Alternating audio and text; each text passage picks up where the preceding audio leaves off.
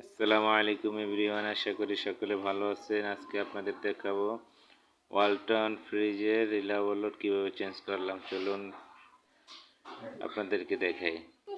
প্রথমে ফ্রিজটিকে ঘুরে নিলাম, তারপর ব্যাক কভারটি খুলে নিলাম, তারপর টার্মিনাল কভারটি খুলে নিলাম, তারপর রিলায়েবলগুলি চেক করলাম।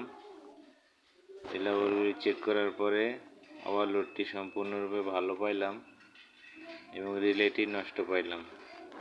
তারপর আমরা অন্য একটি নতুন রিলে লাগাইলাম।